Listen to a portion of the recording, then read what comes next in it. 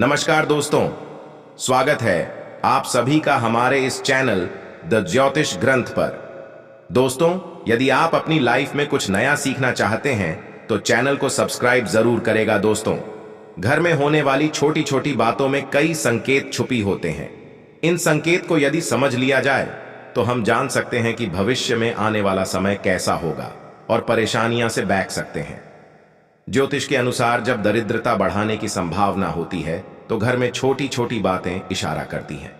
दोस्तों, आज के इस वीडियो में हम आपको वास्तु शास्त्र के बहुत ही अनोखे और अद्भुत विचारों के बड़े में बताने जा रहे हैं। दोस्तों, घर के बड़े बुजुर्ग हमेशा कुछ ना कुछ सीखने रहे हैं जिससे जीवन में कोई समस्या ना हो। हमारे देश और समाज में संस्कारों का विशेष महत्व है। यह सभी कार्याना केवल भलाई के लिए होते हैं बल्कि आपकी तरक्की को भी प्रभावित करते हैं। दोस्तों, वेद ग्रंथ किसी भी कुछ बातें बताई गई हैं जिनको पूरा करने से आपका दिन हो जाएगा। आज हम आपको कुछ ऐसे ही उपाय बताने जा रहे हैं जिनके करने से न केवल मान सम्मान में वृद्धि होगी बल्कि धन लाभ के साथ भाग्य के दरवाजे भी खुलेंगे। दोस्तों, आज हम दुर्भाग्य को दूर करने वाली अचूक जानकारी आपको देंगे। और दोस्तों, आज आप जानेंगे कि शिवा महापुराण में कुछ ऐसी वस्तुएं वर्णित हैं, कुछ ऐसी चीज हम बताएंगे जिनका दान यदि व्यक्ति करता है तो कैसा भी दुर्भाग्य हो, कैसी भी तकलीफ हो, वो निश्चित रूप दूर हो जाती है। कभी कभी मनुष्य को कोई ऐसी तकलीफ घर लेती है, कोई ऐसी परेशानी घर लेती है जिससे वो स्वयं गुट्ठा राहत है। वो ना किसी को का पता है, बता पता है, और ना ही उससे उसको निजात मिलती है। तो दोस्तों, महादेव की पूजा पाठ और उनकी आराधना करने से समस्त पाप और समस्त कष्ट दूर हो जाते हैं। दोस्तों, ये खाने वाली कोई ऐसी बात नहीं है जो सिर्फ आप हवा में कहा दें और ये छल जाए। महादेव यानी शिवलिंग एक ऐसी चीज है जिसके पास बैठकर आप अपने कष्ट को कहा सकते हैं। सबसे बड़ी जो चीज है वो विश्वास की बात है। यदि आप शिवलिंग पर विश्वास करते हैं, शिवा महापुराण पर विश्वास करते हैं, तो निश्चित रूप से आपसे जो भी गलती हुई हो, जो भी कष्ट हुआ हो, आप बैठ कर के सोमवार के दिन से पूजा आराधना शुरू करें तो निश्चित रूप से आपकी तकलीफ जो है वो दूर हो जाती है। आज हम दुर्भाग्य को दूर करने वाला शिवा महापुराण में वर्णित एक विशेष चमत्कारी उपाय बताने जा रहे हैं। कुछ ऐसी वस्तुओं का दान बताने जा रहे हैं जिसे दान करने से आप जिससे प्रत्यक्ष या अप्रत्यक्ष रूप से जूझ रहे हैं वह कष्ट समाप्त हो जाएंगे।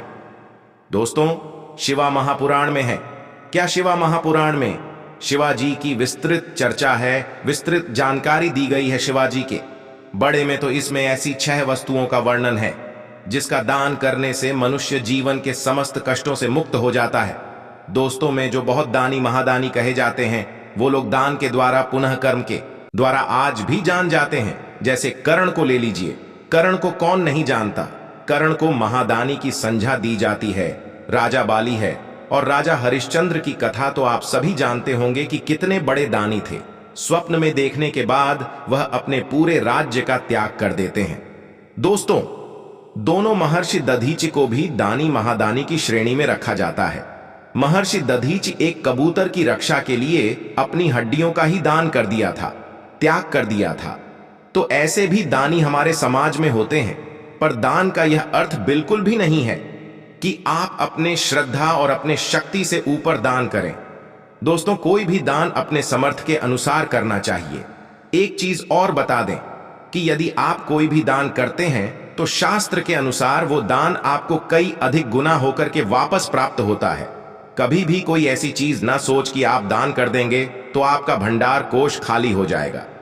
शिवा पुराण में तो यह भी कहा गया है कि यदि आप शिवाजी पर कोई वास्तु अर्पित करते हैं या फिर शिवाजी के निमित्त आप कोई दान करते हैं तो निश्चित रूप से वह 100 गुना होकर के आपको प्राप्त हो जाता है। देखिए, हमारा जीवन क्या है, यह वेद गा के अनुरूप होकर ही चला है। तो जब शास्त्र में लिखा है कि वह चीज हमें 100 गुना अधिक होकर के प्राप्त हो तो दान अवश्य करना चाहिए।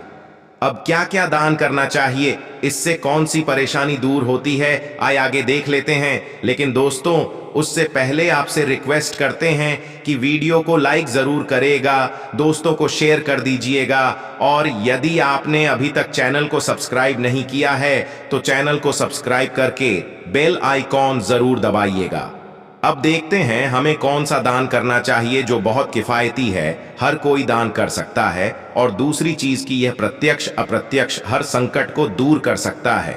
चीज है नमक। नमक का दान करने से व्यक्ति यदि किसी प्रत्यक्ष अप्रत्यक्ष से जूझ रहा हो, अप्रत्यक्ष का अर्थ होता है कि कोई ऐसी तकलीफ होती है जिससे हम स्वयं घुटते हैं, किसी को बता नहीं सकते, तो ऐसे ही आप सोमवार के दिन नमक का दान करेंगे तो फिर ये दुर्भाग्य, आपकी जो गरीबी है या परेशानी है वो दूर हो जाती है। यानी नमक का दान आपके समस्त दुर्भाग्य को दूर करने में सहायक होता है। दान करते समय आपको एक बात का ध्यान रखना है, आप अपने हाथों से नमक का सीधे किसी के हाथ में दान न करें, इस बात का ध्यान रखें। नमक का पैकेट आप नीचे रखें। एक प्रकार का नमक होता है जो गोल गोल होता है, जिसे सबूत नमक कहते हैं।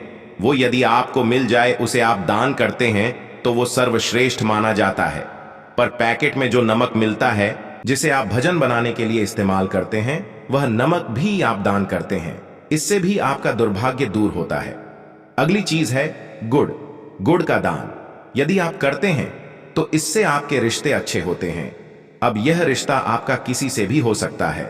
पति पत्नी के बीच यदि संबंध मधुर नहीं है, आए दिन क्लेश होता है, झगड़ा लड़ाई और स्थिति तलाक तक पहुंच गई है, तो आप महादेव की शरण में जैन महादेव देव हैं। वह आपके समस्त संकट को दूर करते हैं। उदाहरण के लिए बता दें कि यदि कोई व्यक्ति बहुत अधिक लंबे समय से बीमार है तो आप ज्योतिष के पास जाएंगे। जहां भी जाएंगे तो वह आपको यही कहेंगे कि भगवान शिवा की शरण में जो महामृत्युंजय का जप करो, महामृत्युंजय अनुष्ठान करो, रुद्राभिषेक करो। क्यों नहीं आपको वे और कोई देवता या फिर कोई उपाय बता देते हैं कि आप उनकी शरण में जैन, आप वो उपाय करें। दोस्तों, वो सिर्फ और सिर्फ भगवान शिवा की शरण में जान को ही आपको कहेंगे। तो आप समझ लीजिए कि यदि आपका रिश्ता तलाक तक गया है, आपको ग रहा है कि अब बने वाली नहीं है, तो हम आपसे कहेंगे कि आप महादेव की शरण में जैन महादेव को सोमवार के दिन गुड़ जरूर अर्पित करें, गुड़ का दान जरूर करें। दोस्तों, गुड़ का दान करने से कोई भी रिश्ता हो, मां आपके रिश्ते हो या फिर आपका बच्चा, आपका कहना नहीं मानता। बस एक बात याद रखिए कि किसी भी रिश्ते में यदि मिठास भरनी हो तो सोमवार के दिन गुड़ का दान करें। दोस्तों, गुड़ और रोटी गे को खिलौने से भी आपके रिश्ते मधुर होते हैं। लक्ष्मी की प्रताप होती है तो यह कम भी आप कर सकते हैं। अगली चीज जो शिवा महापुराण में वर्णित है वह है तिल। तिल का दान करने से व्यक्ति का यदि आत्मविश्वास डगमगा रहा है, यानी कभी कभी आप देखते होंगे कि व्यक्ति बहुत ज्ञानी होने के बाद भी उसका आत्मविश्वास उसका साथ नहीं देता है। कभी कभी बच्चे पढ़ाई में अच्छे होते हैं, लेकिन जब वो इंटरव्यू में पहुंचने हैं तो उनका कॉन्फिडेंस उनका साथ नहीं देता है। जानकारी के वो वहां से लौट आते हैं, हार जाते हैं। तो इस स्थिति में सोमवार के दिन आप तिल का दान करें।